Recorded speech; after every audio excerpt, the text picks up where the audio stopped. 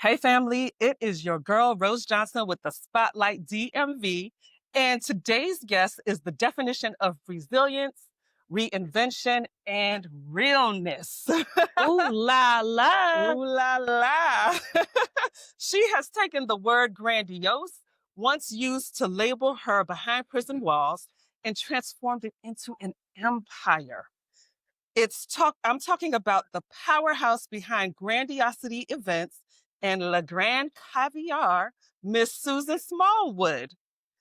She is showing us what it truly means to rise. Welcome to the spotlight. Grandest thanks, Rose, and thank you for inviting me. I'm so excited to have you here.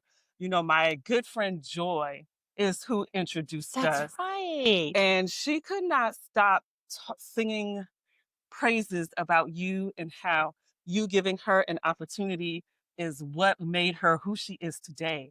And guys, if y'all don't know who Joy is, she just won an award for Best Photographer for Women in Sport. Congratulations, Joy. Yes, grandest. I didn't even know that. Yes. Grandiose, she's going to be tonight at the Champagne and Caviar. Yes, she was asking me if I was going to be there. So while we're talking about it, let's just tell the folks what that is. What is the Champagne and Caviar? So the Gathering Spot, which is the largest Black-owned private members club, contracted me to do a chef's pairing this evening at the Gathering Spot in Washington, D.C.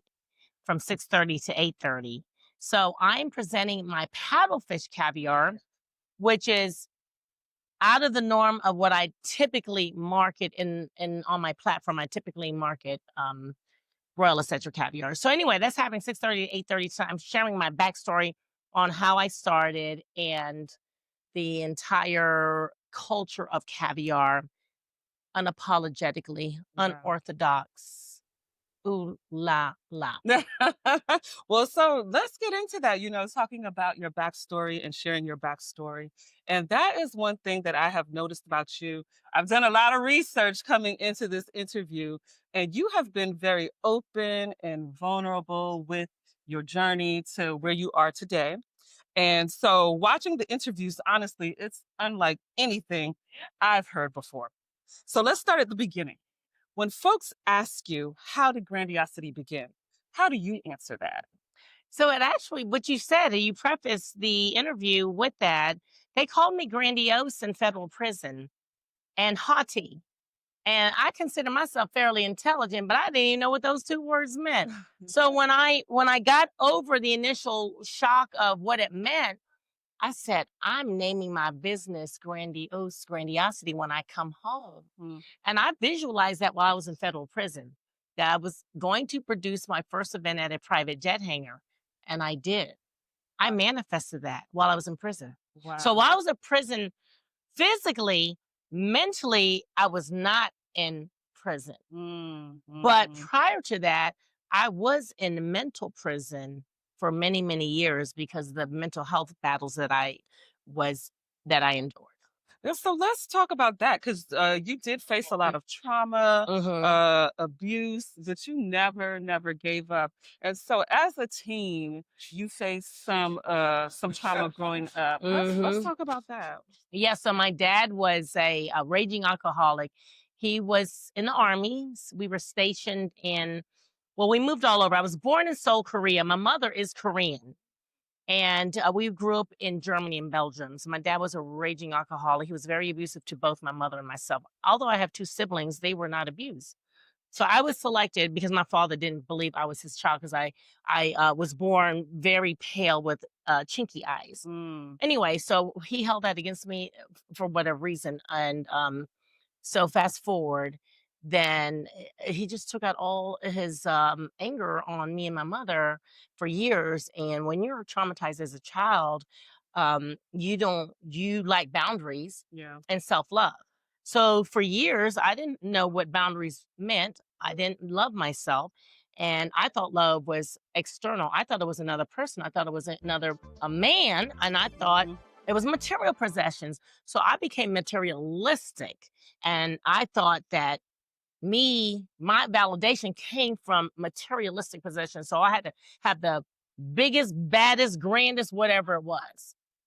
So I bought a house, 7,600 square foot home on 3 acres of land, fancy cars, jewelry, handbags, this, that, diamonds, furs, this, and that. I still wasn't happy. So Mm-hmm. that's proof in the pudding that material possessions does not bring you happiness. Yeah, and you hear a lot of people talk about money does not bring happiness. And I understand that when you don't have money, it's kind of hard to understand that Mhm. concept. Mhm. But being someone that achieved all of those things and then still not being happy. So how did that lead you to prison? So I was in a funk. I had lots of crying spells. And I knew I wasn't I said, "Oh my god, I bought the house thinking I was gonna be happy. Yeah. I bought everything, the luxury vehicles thinking I was gonna be happy, and everything that I got, everything, like I just said, the diamonds, the furs and everything, and it didn't happen." So I said, "Well, I'm gonna move. I'm moving to New York, and I'm gonna live in a penthouse in New York, in Manhattan." And so I entered into a deal, and that's what ended me in federal prison because it was an illegal deal, Mm, conspiracy to distribute cocaine. So I ended up in federal prison, which now I reflect back because I said, God, the universe, angels, and ancestors always sit us down yeah. to get the message. Because if we don't get it one way, we're going to get it another way. Yeah. And that was my way because I moved so fast and I was headstrong. Mm-hmm, That was mm-hmm. the only way the universe could sit me down and say, "You're gonna get it right now." Wow, wow. And I can't even imagine that, to go from someone that could have whatever you want to now being confined to being in prison. So what was that like when you heard the judgment and they're like, what was your sentence? Scary. I was crying. For years, because I endured so much trauma and abuse, I didn't cry for years. Mm, And when I started having the flashbacks mm-hmm. and I cried a river, it was because I held in everything. I did not seek help. And so that's the other thing, like, when you have experienced trauma, you need to seek help. So I didn't seek help, I held in everything, it festered. So when it festers, it manifests in different ways. And then when you're vulnerable, you don't think straight. So I Yeah. wasn't thinking straight. So when I entered into this illegal deal, I wasn't really in my right frame of mind. I was actually court ordered by the federal judge to go see a psychiatrist. And at that time, I was diagnosed with dysthymia, which is a functional depression. I knew something was wrong. I didn't know what it was. So dysthymia, a lot of you may be experiencing this right now. Yeah. You're walking around, but you know something's off, but you're in a functional dysthymia. Like, you've heard of functional alcoholics, Yeah. functional dysthymia, functional. So anyway, what was the question? Because I went off around a little bit. But You were telling us about your experience in prison. You got the sentence, you cried. You yeah. So when I cried when they gave me the sentence, and I just said, you you you the consequences. Your actions determine your consequences. Mhm. I did what I did, and I had to deal with the consequences. Mm. The other the other thought, I was thinking about committing suicide Wow. because I did not want to go to prison. I could not fathom losing my freedom. The only thing, a lot of times, as my son is my saving grace. That's why I'm like, that would be selfish. Yeah. So that would be a cowardly move to commit suicide. So I had to face my consequences. And in me facing my consequences, I had to face me one on one in federal prison Mm. because I had to do in depth look at myself and understand why I am the way that I am. Why did I do what I did? So I learned metaphysics. Metaphysics is understanding the universe, which is God. Some people think it's not God. It is God. God made the universe. I understood, but it's deeper for me because then it went into generational curses, Yeah. which now I understand is called epigenetics, which I am breaking. Yeah. And we have to break generational curses. But it's very deep. So they filmed my docuseries, and there's a movie producer that's investing in my miniseries. So it's a lot to explain right now. So we're going to do the short version here because this is a short interview. All right. Well, no, and so that's exactly it, right? You were in there and you faced something that made you have to look deeper into yourself Mhm. because meeting you on the other side of this, right? I would have never looked at you and thought that you were someone that went through any of these things that you have gone through, trauma as a teen, abuse as a woman, Mhm. ending up in federal prison. When I speak to you, you just exude positivity and happiness and joy. And that is not something that I would expect. So there was, like you're saying, you faced something that helped you face all those realities and change things about yourself. And then you were in there manifesting. You manifested now what is now your company, Grandiosity Events. Events, absolutely. So tell us about Grandiosity Events. Yeah, so I literally said I'm producing an event at a private jet hangar when I come home. I was not coming out small, and so and the first event, but I had trepidation when I came home because people were whispering, and the streets were talking this and that, and so I utilized someone to go and speak on my behalf, and then once I produced the event, they recognized it was me, and they actually wrote me up in their newsletter, Signature Flight Support Private Jet Hangar. So I'm grateful for that. And if y'all know, private jets aren't cheap, and to house a private jet is like housing a yacht at a marina. It's not cheap. So I executed my first, not just first two events at a private jet hangar, and then I went on into the world of polo, which is one of the most expensive sports in the world. Yeah. So we just executed our 9th annual Celebrity Polo and Jazz at the end of May. And the mayor of Dumfries, Virginia was so impressed that he is inviting me, Polo and Jazz, to Dumfries, Virginia, October 12th. Grandiosity Events is celebrating 10 years. Tomorrow, July 17th, will be 11 years since I was released from federal prison. Wow. Ooh, Wow. la, la. La Ooh, la. la, la. Ooh, la, la. No, and I love that because you're not just throwing events. You're creating a space for healing, Mhm. for joy, and cultural elevation. We're talking about polo, which in the past was something that was a sport for Black people Mhm. because the jockeys were Black.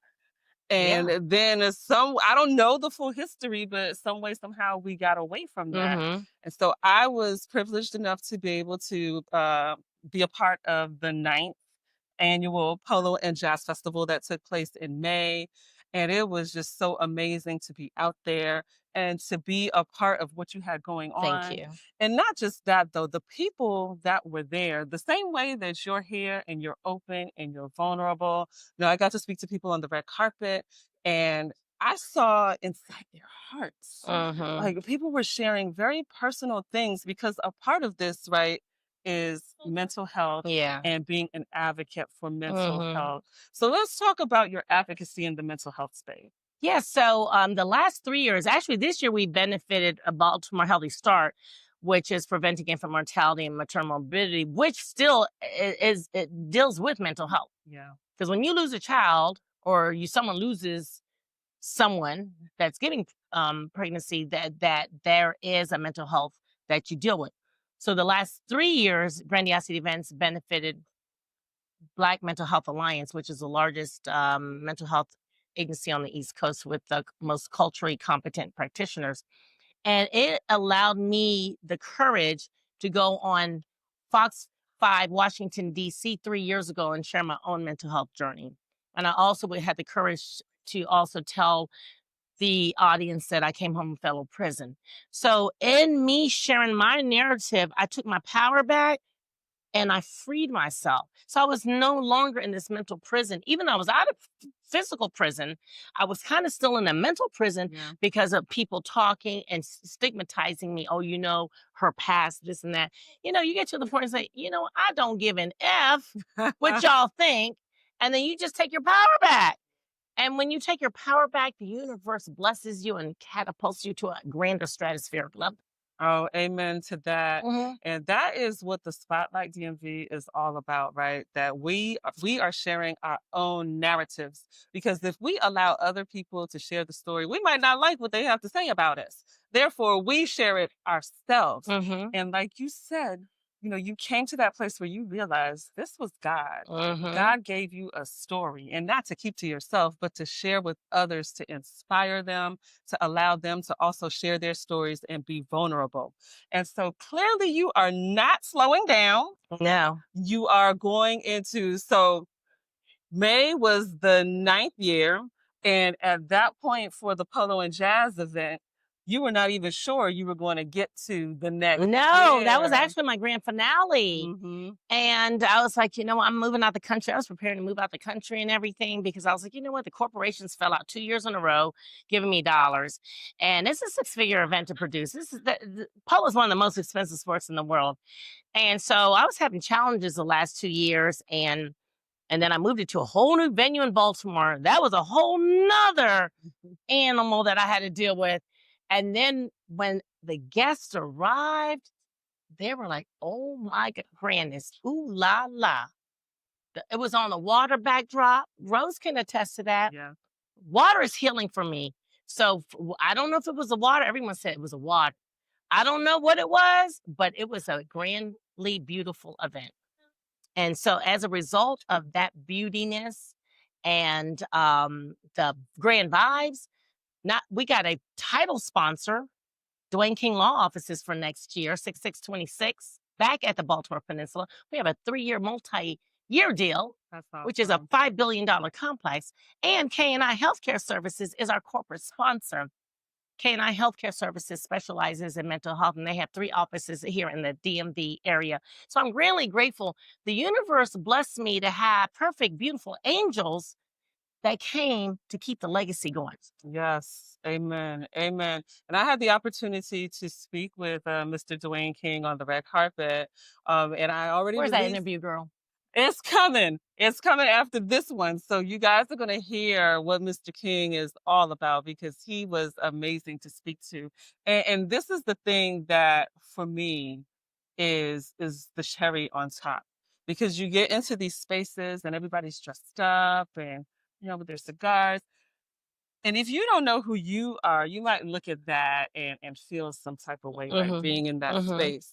But I talk to everybody. I love talking to people. And Mr. King is so down to he's so down to earth and just very relatable, a very, very nice gentleman. So you guys are going to see that interview with Mr. King. I already released the interview with K&I Healthcare Services. Those are my peeps, Dr. EK and Kelvinda, amazing people. And so you also now, as you mentioned at the top, you have the Grand Caviar. Mhm. And so talk about that piece of it, about being a Black woman in the caviar. Yes. So March 4th of 2020, I hosted my first caviar event at a newly opened caviar lounge at a hotel resort in Hollywood, Florida. At the time that I was seeking media materials, there were no images of Black people or people of color. And so I decided to change the complexion. I actually became an affiliate for a brand on the West Coast, and they actually gave me a raw deal. So after I'm now this is my first time saying it publicly because I've never said it publicly, but yeah, they did give me a raw deal. So it was a chance meeting with 2 gentlemen in Washington D.C. They said, "Why are you promoting another caviar brand? Why don't you start your own?" Mm. And I launched my own caviar brand, La Grande Caviar, June 12th of 2022 at the Baltimore Inner Harbor Marina with 2 of friends' boats, and the rest is history. We just celebrated 3 years last month. Tonight, I am celebrating champagne and caviar at, as I mentioned earlier, at the gathering spot doing a chef's pairing. Ooh, la, la. So Grandiosity events, La Grande Caviar, community work that you do. What's next on the horizon for you, Steve? Coterie Grand. Coterie Grand is a new platform. It's a luxury wellness platform, and luxury meaning it's a mindset, not about money. It's about it's a mindset. Rich is not about having more; it's about being more. And so that's what my platform is. You can manifest anything you desire in your life. I manifested my life. I went broke. I lost everything. I had to sell everything, and I literally went broke. I survived a horrible abusive relationship, and I literally built my brand with my mindset. No meds, with my mindset. Manifesting. When you believe in yourself and love yourself, and that's when the magic happened. That's called luxury. That is believing in yourself and not relying on external factors. Yeah. The power is already inside of you. The magic is already inside of us. Oh, I love it. Healing your mindset is luxury. Mm-hmm. Love that. Well, Susan, thank you. Thank you so much for your transparency, your creativity, and most of all, for your heart. Thank you for being on the spotlight today. And for anyone listening who feels like it is too late to start over, Susan has shown us that not only can you start over, but you can do it grand. Susan, tell the folks where they can find you on social media. On Facebook and IG, you can find, and TikTok, at Grandiosity Events and La Grande Caviar. I will make sure I link all of her information. Thank you again, Susan. Grandest thanks, Rose. Have a grand day. Thank Ooh you la so la. much.